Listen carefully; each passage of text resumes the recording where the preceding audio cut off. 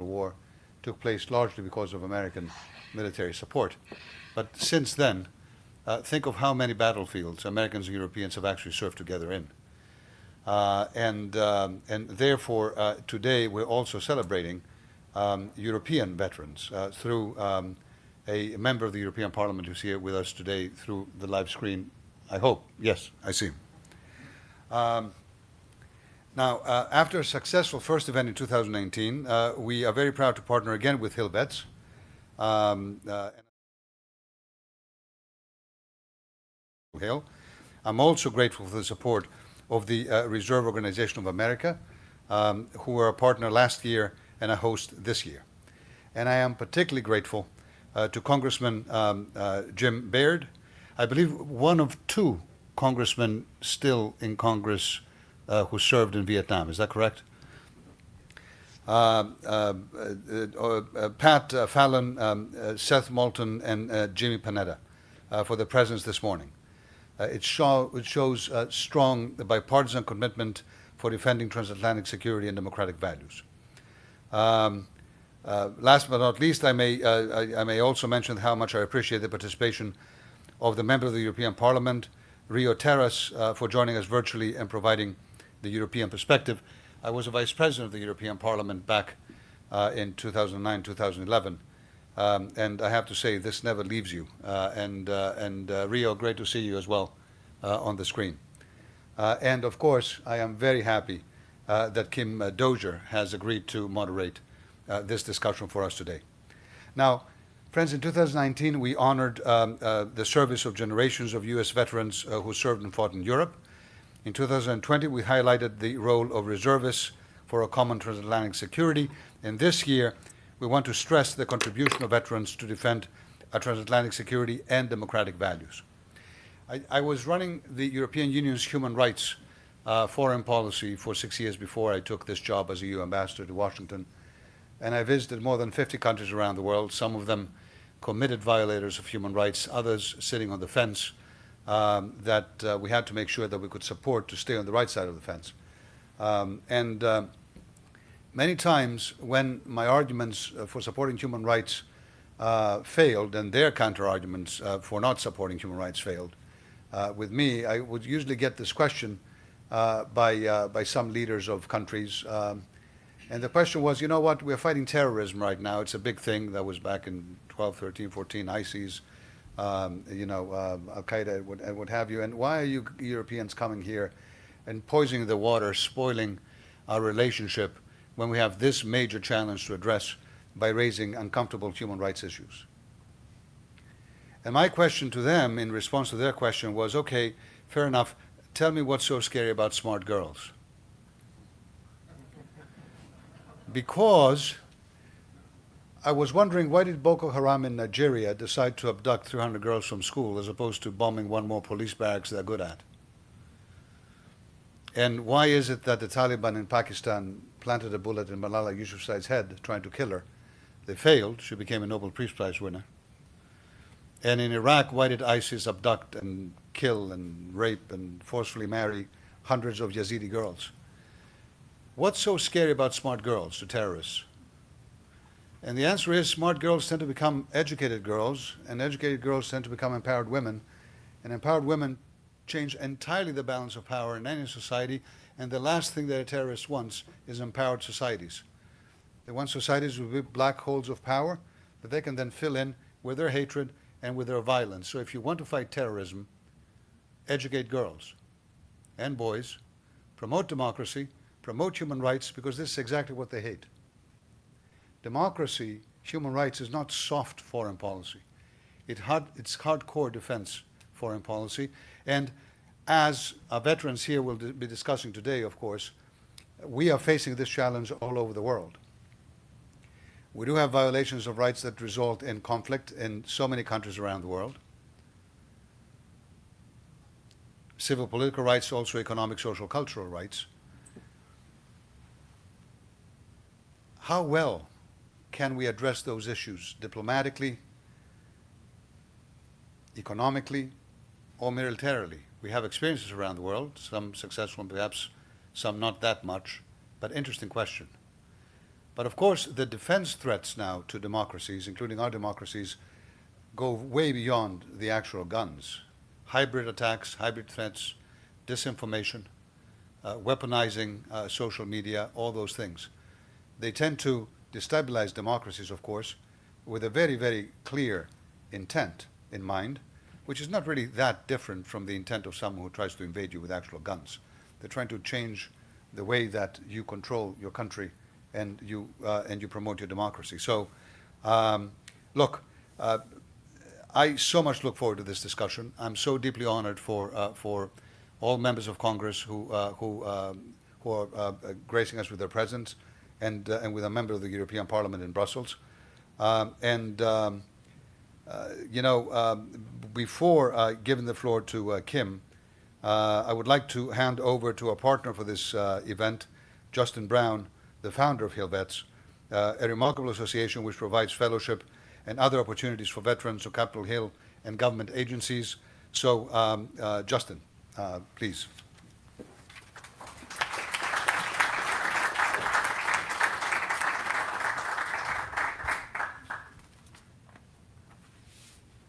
All right, good morning. How's everyone doing today? A little more enthusiasm? All right. Hey, good morning.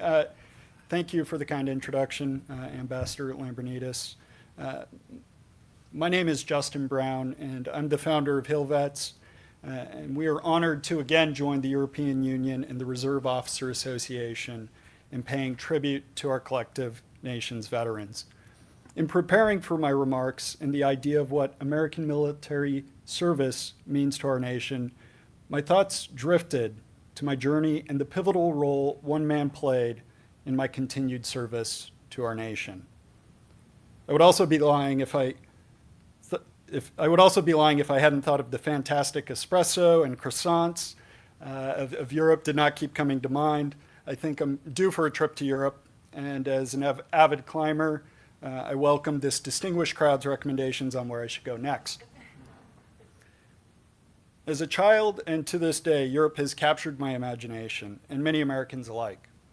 This is in small part because I had two grandfathers and one great-grandfather who served in the world wars. Unbelievable stories of heroism, tragedy, healing, and the building of a better world were some of the primary reasons I knew I would join the United States Navy. I joined the Navy when I was 17, and before my 22nd birthday, I had 3 deployments to the Middle East. And while I played a small role in partaking in history alongside my fellow warriors from Europe, not unlike my grandfathers, what happened next was as important, if not more important, for me. Armed with a college degree and aspirations to make a difference, I landed an opportunity that would change my life from the unlikeliest of men. The unlikeliest of men, a Hungarian-born Jewish man named Tom Lantos, had twice escaped from a Nazi forced labor camp and made his way to Budapest, where he hid with an aunt in a safe house set up by Raoul Wallenberg, a Swedish diplomat. When Hungary was liberated, Tom searched for his family, only to learn that they had been killed, along with 440,000 Hungarian Jews. Penniless, he made his way to the United States, studied, became a congressional staffer, and eventually became one of the most revered advocates of human rights on the globe. He rose to the rank of chairman of the Foreign Affairs Committee, and he is the only survivor of the Holocaust to ever be a United States member of Congress. My arrival at the House Foreign Affairs Committee in December of 2007 was overwhelming, but with a young family and about 6 months of funding from a student loan, I knew I needed to make my opportunity count. This was my chance to serve, and I needed to figure out this strange place, our nation's capital, where I'd never even visited before. What I didn't understand at the time was that Tom Lantos, his staff, and his family believed in me. They saw my purpose, understood my passion, and they believed in the young people in our nation and abroad. I didn't see that I was part of an army they were building that focused on the world's need to learn from the past to create a better future for our children. That human rights, decency, and our commitment to support democracy and fight hate matter, and that these are battles we should all partake in every day. With this tiny seed of confidence, opportunity, and support, I found my fight in serving our nation's veterans. Our nation's veterans have a bond that supersedes political orientation, a bond our country and globe need to find amidst the idea of building a better future for all of our inhabitants. HillVets has grown from a monthly happy hour to creating a home for veterans here on Capitol Hill. At HillVets House, veterans can get their start in DC with housing, a small stipend, and much love from our community. HillVets is a place where veterans can continue their leadership training with some of the foremost minds in politics and media.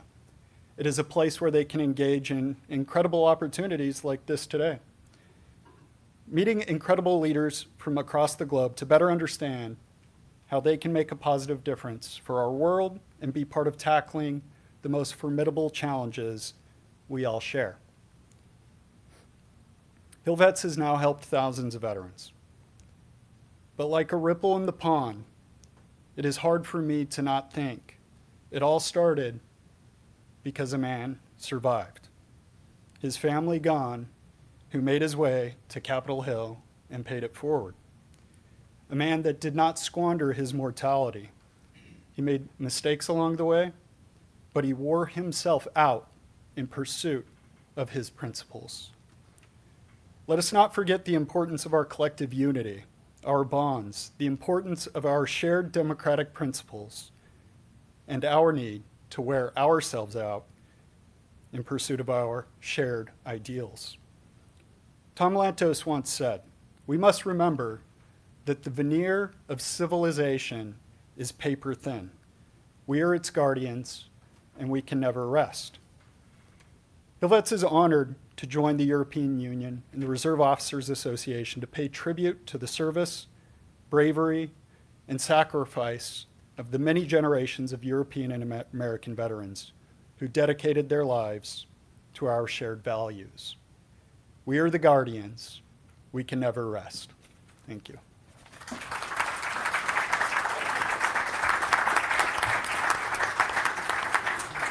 Thank you so much, Justin. And now I'm going to pivot to questions to the lawmakers here and MEP Terras, General Terras in Brussels. You all have gone from military service to public service here. So I want to ask you, as veterans, how have you seen the public's attitude and appreciation change towards the troops and towards their mission? And of course, I would really like to start with Congressman Baird on that one. Well, thank you for that, and I really appreciate this opportunity to be here. And the Vietnam experience is a little different than what we see today. Our country was, I'm talking about America, was going through some changes. And so when the Vietnam veterans came home, they weren't well received. And it took 30-some years. I can remember we being invited 30 years after we got home or so to Branson, Missouri, where they had a welcome home ceremony, and I met a lot of Vietnam veterans there. And so the change in our country and our attitude towards veterans is the point I want to make, because now we treat veterans with the respect and the appreciation that I think they are due. Less than 1% of our population actually serves in the military, and so you don't have as many people directly involved, but it's important that we recognize the contribution they made. And I can say one thing, in talking about working with other soldiers and so on, there's no better way to get to know somebody than in a firefight, and you know what those individuals do. So I'm really appreciative that America has changed their attitude and treating our veterans the way I think they should be treated, and I think we should all be proud of that, and all my colleagues here on the thing. Thank you. Congressman Moulton, I believe most of your tours were in Iraq, and that war stopped and started in stopped, and we don't know where it is right now with ISIS. How did the attitude change from during your time there till now? Well, first of all, thank you very much for having me. It's an honor to be here with such a distinguished crew up here, the way that we were treated when we came home, which was so well, is because of the experience that people like Jim had. I think that's important to say. It's on the backs of the Vietnam veterans that America learned its lesson and has treated us with respect. You know, the war itself went through these many different phases. You can't look at the Iraq War in its entirety if you want to understand lessons learned. You have to look at parts that worked and parts that didn't. And likewise, I think that the troops that I served with sometimes were very enthusiastic and sometimes asked me, "Sir, why the hell are we here? What are we doing?" And despite that, when we came home, we were always respected and appreciated. And I think that's the point that Jim is trying to make, is that America has now been able to separate the policy failures that we have made in places like Iraq from the work of our troops. Now, my follow-on question to that, I'd like to pivot to Congressman Panetta. You volunteered and served in Afghanistan. Many of the troops that I've met were very committed to the mission in Afghanistan, yet so many of the public wanted to pull out. Can you, as someone who served there, be happy with, you're happy with my service, but not what I did or what I accomplished on the ground? Yeah, thank you, Kim, and obviously thank you, Mr. Ambassador, and Justin. Great job with HillVets, and thanks to all of you for being here, and of course to my colleagues. That was a message that I wanted to make clear during the debacle of a withdrawal that we saw over the last couple months. I wanted to let them know that obviously when you talk to many of the over 700,000, almost 800,000 military members that have served over the past 20 years, that you're going to get a wide range of responses about how they felt about their service. I said, but that being said, do not reduce the service of the men and women there down to one picture of a C-17 on a runway at the Kabul airport. I had to stress that over and over because I wanted to remind people, similar to what Seth said, that you had men and women who were focusing on their mission, yet there was policymakers who were dealing with a strategic level. And therefore, you wanted to hopefully let them know that we had a mission to do. And I was very proud of my time in Afghanistan, and more importantly, I was proud of the men and women I served with. And that was their focus. We did our job, we did it well, and we came home for the most part. And so it's that constant reminding that I do now when I'm out in with my constituency to let them know that it's not necessarily about the strategic implications, but it was about the men and women who were focused on their mission to uphold the strategy that was in Afghanistan. But of course, is that enough for the people who served? I mean, Congressman Fallon, being a pilot, how have airmen responded to this? Though, of course, a lot of airmen turned into ground troops. Iraq and Afghanistan did funny things to people who were supposed to be on ships. They ended up in the middle of cities. Well, I want to make it clear that I am amongst some very distinguished people here, not only in the audience, but up here on the dais. I'm the only one that has not served in combat. And there's a big difference in that when your life is literally on the line. So I want to thank all of my colleagues for their tremendous service. But I appreciate that, but I, as a reporter, know how many pilots are lost in training missions. I mean, training is often the most dangerous thing you do. So just wanted to add that aside. well, thank you, and thank you for having me as well. But to your point, what was your? I'm sorry. Just how do you think for the troops? Mm-hmm. Is it enough that the public appreciates their service and sacrifice, but separates that from the mission, which they disapprove of? I remember when I served in the 90s, it was kind of between the Seth and Jim's service. You know, what Jim went through was disgraceful because civilians are setting the policy. The military is implementing that policy. And to blame the people that implement it because they took an oath to uphold, and because we have civilian control of our military is just absurd, and people are getting it backwards. And then, so when I served, it was rather neutral. When I would wear my uniform in, in town, people didn't thank me. I never remember one person thanking me, but they didn't throw anything at me either, and they didn't curse at me. So I'll take that as a win. But what is happening now is the way it should be, which is thank you for your service. Flipping somebody $20 to go buy a burger. If you're 21, get a beer. If you're 18 in Europe, get a beer. So it is heartwarming to see that, and I think that certainly helps with morale. It may not be the sole.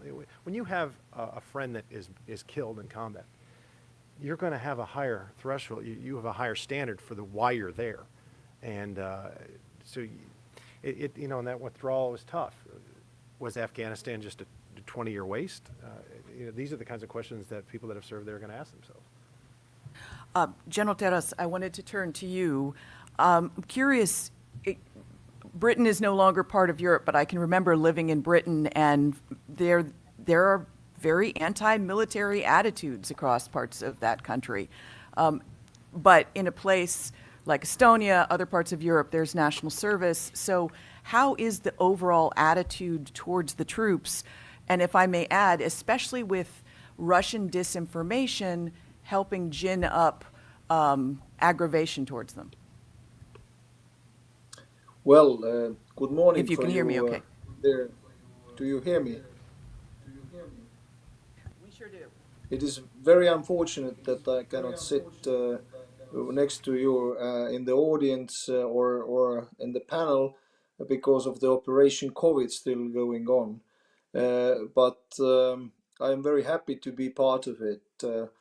In Estonia, as you rightly mentioned, we have national service, which means that every family has somebody in the service always and all times. And this national service concept is supported by almost 90% of population. The only age group who are supporting less, they are young men in the age of 18 to 28.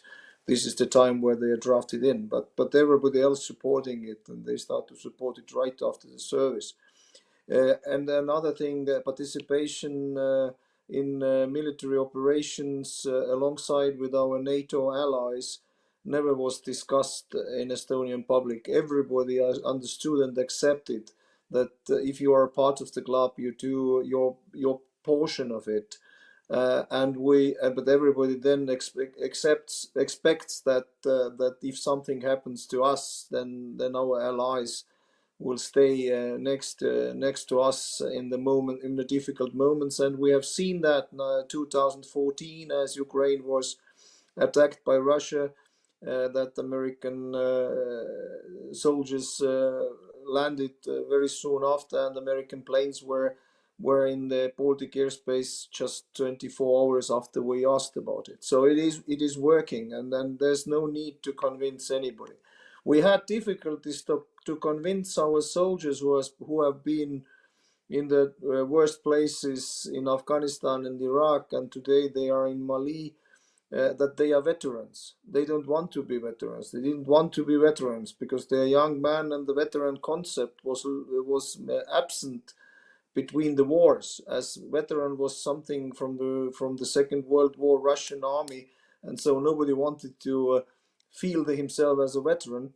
But I founded and started the veterans policy together with our minister, and we created Veterans Day. And today the Veterans Day is a very popular day for the soldiers, and the possibility of the public to support the soldiers. And even though we don't have real problems with the public support, it is always good to have this kind of a day where you can remember those who didn't come back, or those who have lost their limbs, and that is the most difficult part of the veteran's life, is severely injured. So I'm very thankful for the British and especially for their Prince Harry, who founded the sports games for the veterans. Lost name of it right now. It comes back to me. But anyway, that the injured veterans can come together all over the world and do sports together, find something to do. So for me, the biggest concern today is that that we kind of having Atlantic Ocean separating us more than ever, and the feeling sometimes is that US is not interested in Europe, and Europe is more concerned about themselves than transatlantic link. I assure you, for Estonia and for me, the most important thing is that like-minded nations like Europe's nations and US and Canada we need to stick together, otherwise we will not win, and that is the most dangerous thing which I see today. But with the veterans, we need to support them, of course. That's a good place to pivot. You mentioned one thing I wanted to double check. You did mention something about U.S. troops landing after Russia's invasion of Ukraine. I think you meant in other parts of Europe, right? They didn't. Ukraine would love to see U.S. troops, as I'm sure all of these lawmakers have heard from Ukrainian officials. They landed but in that all brings three up, states. there's been some friction in the transatlantic relationship. Yes, in the last administration, but in this one over things like the Australian sub deal that meant the U.S. took a deal from away from France. That called into question the overall European relationship. The EU demanded an explanation. Why wasn't one of their members consulted or informed? Now, I know there's been a lot of fence mending since then, but that built on the aggravation I heard from many European officials over what they felt was a lack of consultation over the withdrawal from Afghanistan, the timing of the pullout, a refusal to extend the timing of the pullout because a number of European nations didn't get their Afghan partners on the ground out. So let's get into, before we turn to questions from the audience, a little bit of, what divides us and what unites us. So who would like to jump in on that? Congressman Baird. There's a couple of messages that I think I guess is that better? Yes. Yeah. Maybe anyway. I think my observation, I have a PhD in monogastric nutrition, and let me tell you, mono meaning single, gastric, stomach, pigs for short, and that doesn't have a lot of demand here in Congress. But anyway, my observation, because of that background, I'm interested in humanity. And when you look at humanity across the world, if you give people the freedom and the opportunity, they all want very similar things. They want to feed their families and they want to raise their children. And so I think that's an important message, that we provide those opportunities for other countries and anyone that wants to have freedom. We can provide that because of our togetherness, because we work together. And the last thing I wanted to say, and this is a message that I think I've thought about a great deal. The last thing that a soldier really wants to do is go to war. I know that surprises you, but that's the last thing a soldier really wants to do. And so we were talking about policy versus mission. I think we saw that in Vietnam. And so the point I'm trying to make, the time to decide whether you really want to go to war or not is when you fire that first shot. And if you fire the first shot, then turn it over to your military that has the experience to bring home the success that you really desire. So, and then you need to support the veterans and support those soldiers, give them every piece of equipment that you think they need in order to be successful. I can tell you this, it's not any good to be sitting out there in the middle of a battlefield and find out your ammunition is not any good. So I'm just trying to say you need to make sure that they have the equipment and the things. And I've taken too much time, and so thank you.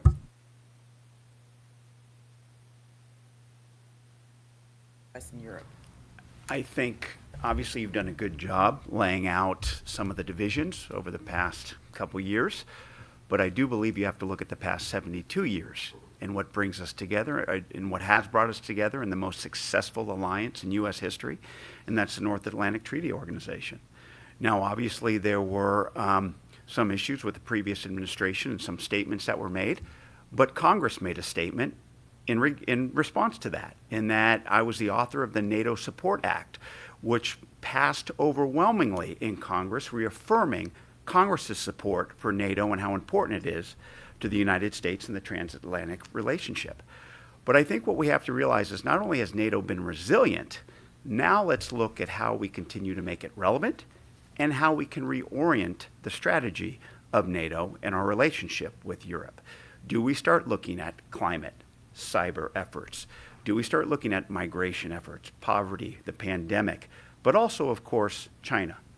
And can we reorient the alliance to focus a little bit broader, as we did in Afghanistan, as we're doing in Africa, and now looking at the Pacific and what we can do to ensure that we continue to stay unified, not just with Russia, but obviously with China as well. I think the worst possible thing that could happen for humanity is to have the United States and Europe be divided. If you look at our GDPs combined with the EU and the United States, it accounts for 42% of the world's GDP, which is remarkable, nearly half. And China, second largest GDP, is only 16% on its own. So if the only real way for China to get that hegemony that they're after is if we are separated. And people, I say this when on the campaign trail, people flow toward liberty. China and Russia both border 14 countries. Do they have immigration problems? They don't. China has one country that they have an immigration problem with, North Korea, because those people actually have less liberty than folks in China, which is pretty remarkable in and of itself. And so we need it. People are flowing towards liberty.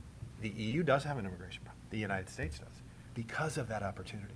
And that's what, when we have a rule of law, independent judiciary, and a functioning democracy or republic, that inspires prosperity. That inspires that we can live our dreams. And we are truly living the dreams of our ancestors now. We have to respect that and do everything we can to, I'm a big Europhile, always have been. And if I had been in Congress, then I would have voted for your bill. Thanks. All right, so, thank you.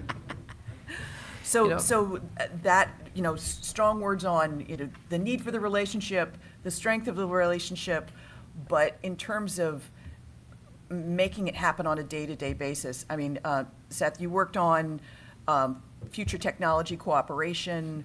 How's that going? Because when I was just with the Aspen Bucharest Forum, I heard from businessmen who said when SolarWinds happened, our deals with U.S. defense companies dried up overnight because everyone now thinks that we might be infiltrated by the Russians, and that's cutting into they're having to lay programmers off, et cetera, et cetera.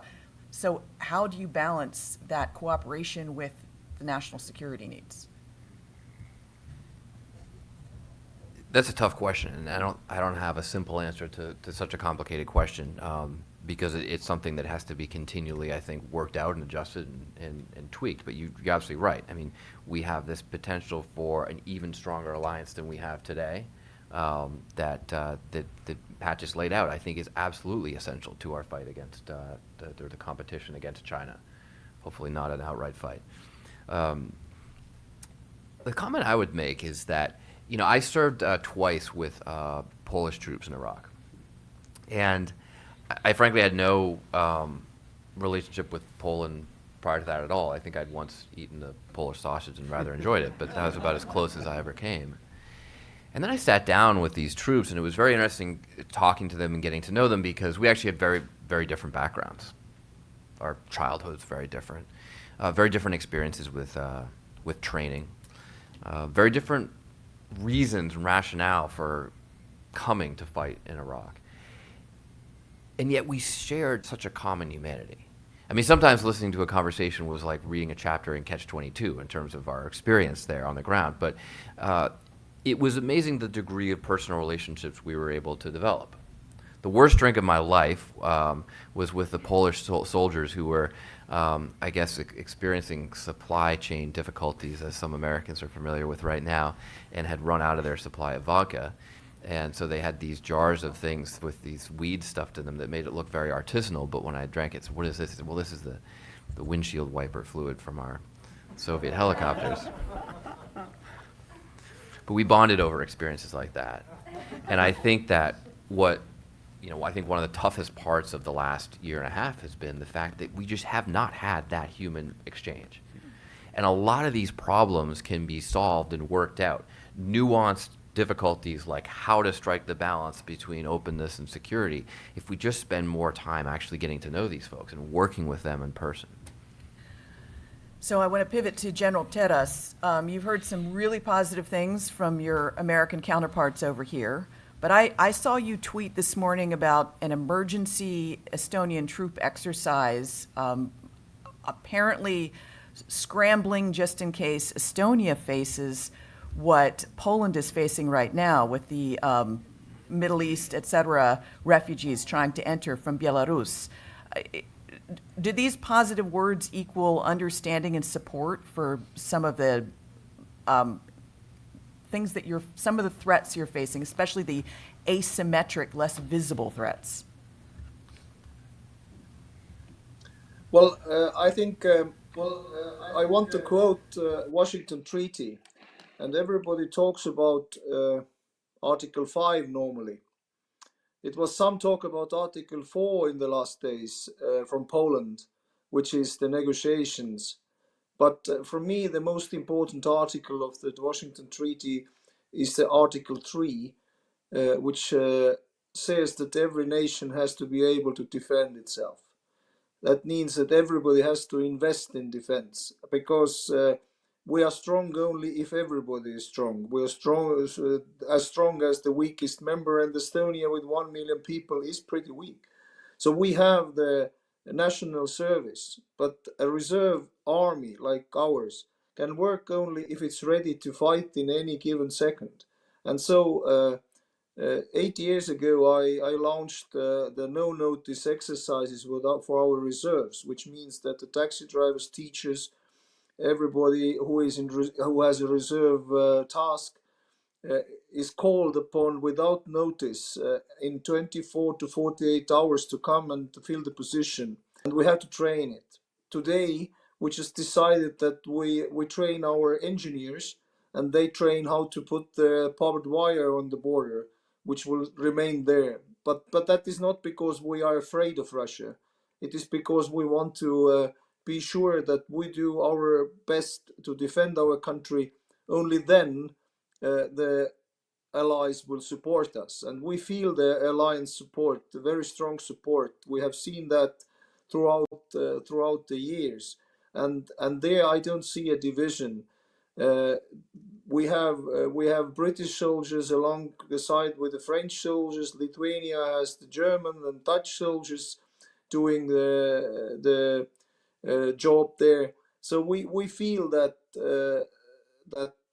our allies are with us, and therefore it is very unfortunate to see sometimes people talking about things like European army, which is a nonsense concept itself.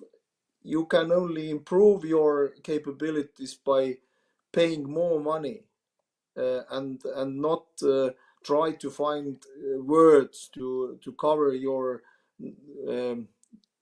reluctance to pay for the defense. Estonia pays 2.3% of the GDP on defense.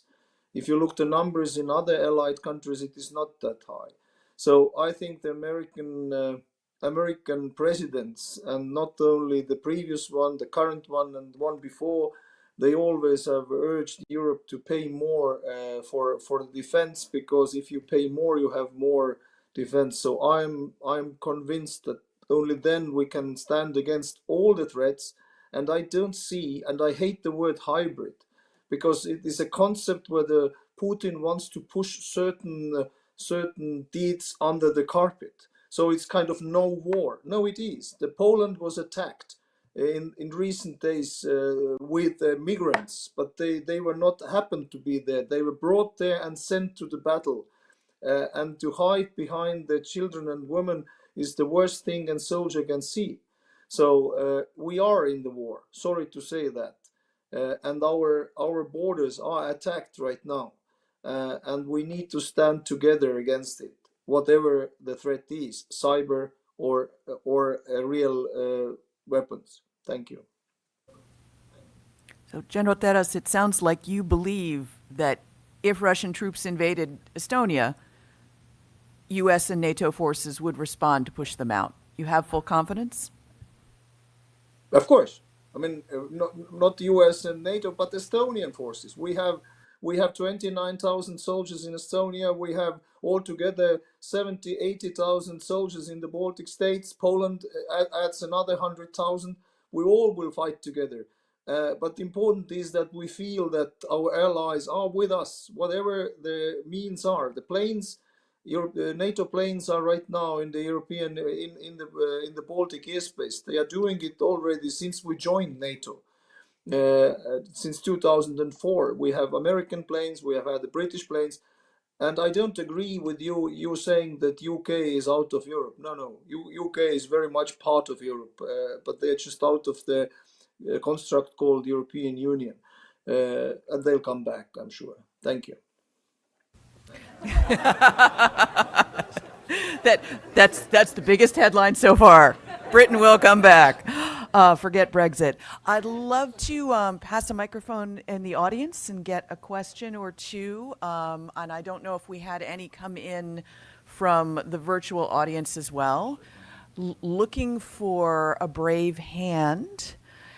Well, in the meantime, while I have all of you up here, this is one of the reasons General Teras's confidence in the U.S. and NATO's response is one of the reasons Ukraine wants to join. There have been warnings that we have Russian tanks massing again, and that Russia might see the pullout from Afghanistan as a signal that Biden doesn't want to engage, the Biden administration doesn't want to engage. And this could be a good time to take more territory. How does the U.S. respond?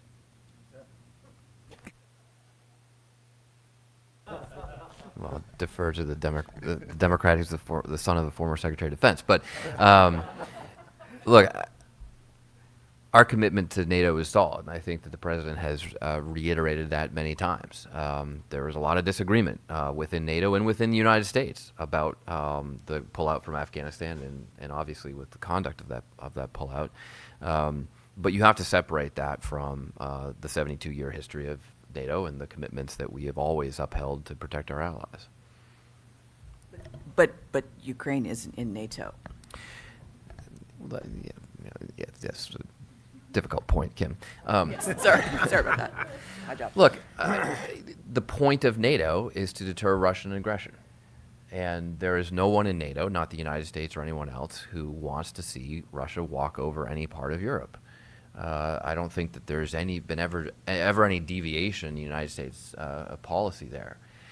I do think it would help for this administration to continue to reaffirm that commitment, to make it very clear that we are not disengaging from the world. We will maintain our commitments in Europe and elsewhere.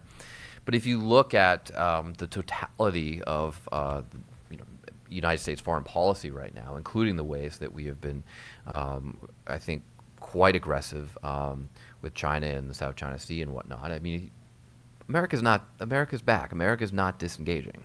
America is here to stay. So I just want to pivot to the other Democrat to ask, well, it's just that Emmanuel Macron has gone on record he's much more forcefully warning Russia against any sort of action than it seems the U.S. has. Sure. That's got to sting. Well, no, it doesn't sting us, I think, in the sense that basically I think one of the reasons he says that because he knows he has the support of the United States as well in such a challenge. But that being said, look, I get seeing Afghanistan and you see the pivot to China. But the fact is that we still have we actually raised troops in Germany to 35,000. We still have our bases throughout Europe. We're not leaving Europe. We're not leaving NATO. In fact, we're doing everything we can to show our support for, like I said, the most successful alliance in human history. And I think we'll continue. And I think that's why it gives leaders in Europe confidence to speak the way Macron does. So, Congressman Fallon, what do you think? Are we sending strong enough signals? Well, let's be beyond honest and be candid. Okay. with Ukraine. Again, I have huge sympathies. I think everybody up on this panel would have sympathies for the Ukraine, and we're rooting for them, and particularly with the Russian bear right on their doorstep. But they have to step up and eliminate the corruption that exists in the Ukraine if they would ever want to join NATO. Are they going to protect minority rights? There's 17% of Ukrainians, the Ukrainian population is ethnically Russian, and largely in the East, and they're concerned about what their future is going to look like in the Ukraine. But Russia's also attacked the Ukraine already. They took the Crimea. That's a fait accompli that happened, I believe, in 14. So it is, as Seth said, it's complicated, but I would love to see grand vision, the Ukraine in NATO. NATO doesn't attack. I mean, Putin, we know what he wants. What he should be doing is integrating Russia into the EU, but he doesn't want that because Russia's the big bear. We've ruled things, and they have the great empire and the czar, and that's what he is. He's a czar. And then he'd also have to follow the EU human rights He can't do standards that. that Did you see him the on a horse? ambassador Have so you, Kim, have you eloquently seen him on a described. horse without a shirt on? He's a big deal. But that's what we're dealing with. And that's what you have when you don't have a rule of law, when you have the strong man running the place. They do irrational things. Congressman Baird, do you think the U.S.-led pullout from Afghanistan signaled weakness to Russia? Well, it certainly sent a message that. So, yeah, thanks. I didn't want him to hear this. Anyway.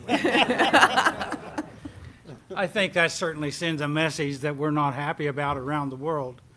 And military strength to me really serves as a deterrent. And I think all of us in this room and others have a responsibility to protect those things that we think are important around the world. And so that commitment is a strong commitment, and one that I think that has the opportunity to push back against our adversaries. And like any military operation, your adversaries are going to be constantly challenging you. And so I think that our military presence and our commitment to that is extremely important to prevent future conflicts. Going over to Brussels, General Terras, are you worried that Russia has been emboldened by the Afghanistan pullout or by some sort of impression that the U.S. wants to withdraw from the world? Well, there are talks about it in Europe, and everybody who wants to see the tectonic plates setting apart in the middle of the Atlantic, they have now kind of a idea they can stick to and saying, you see, America is not willing to consult with us. I trust Vladimir Putin because he's very capable of unifying NATO. I remember the time where we tried to convince NATO that cyber is an issue which needs to be taken care of, and nobody listened to us. We started to talk about it 2004 as we joined NATO. 2007, Russia attacked our cyberspace, and a couple of years later we had a Center of Excellence of Cyber Defense in Tallinn founded, and everybody understands the topic today. We had difficulties to convince our allies 2014 that the air policing of the Baltic airspace needs to be indefinite. But then Putin sent some planes to violate the Estonian airspace, and this topic was over, and then the air policing was extended to indefinite. Then we had difficulties to make people understand in Europe that Russia is willing to use its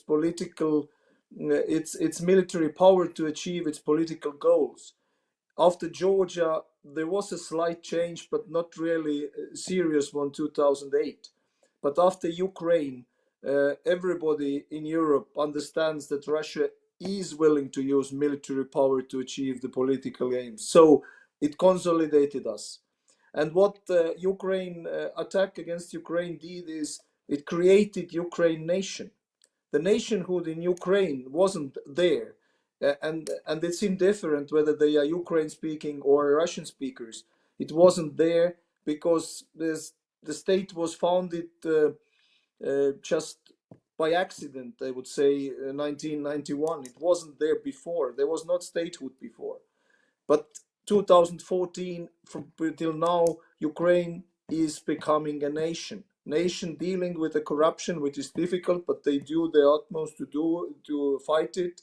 They are getting better, and they need to feel that it is possible, that if they really are better, then they have the possibility to join NATO. I remember the days 1991 as I joined armed forces. If we talked about Estonia becoming a member of NATO, people laughed loud. But we are now already since 2004 members of NATO. We need to keep up the possibility for Ukrainians to hope, to see the possibility of change. So I am very much in support of Ukraine, and I trust Putin. But one thing as well, the Winter Olympics are coming, and we in the Olympic Games you see there's a figure skating. People dance with figure skating. Putin is playing ice hockey. Europe tries to figure skate. That will not work. We need to play hardball against Putin. We need to play ice hockey with all the possible means against him. He gets the signal only if it's strong enough. And I think Macron's statement, standalone, is not that important, but it is a signal, yes, we want to defend Ukraine. As much as the British decision to send a battalion of paratroopers, if necessary, to Ukraine, which they announced yesterday as well. So signals, strong signals, will calm down Putin, and it is exactly the same with China. The dictatorships, they are understanding only the language they talk themselves. Thank you. Thank you. Well, we have. Can the general run for president of the United States? Yeah, I want to say I'm ready to go on a Codel to Estonia just to meet this guy. This guy's great. So we actually have about 2 minutes left, and was gonna ask each of you what you wanted to see in the coming year to improve U.S.-EU relations. So this is a true lightning round. General Teras, I'm going to put down as your entry that the U.S. also has to start playing ice hockey versus ice skating. So with that, can I start with Congressman Baird? Well, thank you. And I guess the message I would like to say is that that we seize every opportunity to help people become free nations. And then from the bottom of my interest is simply, I would really like to see peace around the world. I really like to see people really achieve all of their potential. And so I think it's important that we try to achieve that in the world that we live in. It's our world. I think we need to take charge of that. And thank you. NATO has succeeded over its 70-plus year history, not by fighting wars, but by deterring them. And the reality of NATO today is that it has to be updated to deal with a new generation of threats. That we do not have the capability in NATO to effectively deter the types of cyber attacks, hybrid warfare, and whatnot that Russia is conducting against countries like Estonia as we speak. And so beginning that effort, even if it's just starting the discussion, I think would be an important first step to strengthening NATO for the next 20 or 50 years. I think we should also prepare for the flexibility to handle the asymmetric threats, if you will, and economy of scale too, specifically with military equipment, working together in cooperation, because if you have 17 different tanks in Europe, that's probably not the best way to defend it, but working in conjunction with, when we develop weaponry to sell it to Europe, I think that'll be effective because, as Seth just said, it acts as that deterrent moving forward. You heard the general mention the Center of Excellence in Tallinn. I think it's those types of centers of excellence that we can expand upon and have others throughout the world, especially in the Pacific as well. General Teras, how does that all sound to you? Anything else you want to see? Well, I'm sure that the first thing which unites us is our common values, and we need to keep our values. We need to be in defense of our values, and if the common understanding of the values is there, everything else is peanuts. We can deal with it. I'm sure we can deal with it. We can even fight the migrants with the aircraft carrier in the Mediterranean if necessary. But the values, we need to keep the values. Thank you so much. And I think everyone at this table probably wants to head to Brussels or to Tallinn to meet you soon. With that, I'd like to thank the EU. I'd like to thank the HillVets organization for sponsoring this event, and all of our panelists for holding forth and also helping me stick to time. Thank you very much.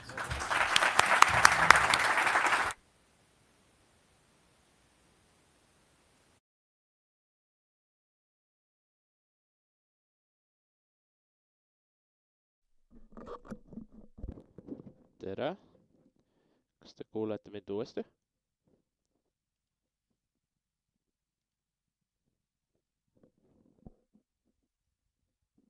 härra Teres.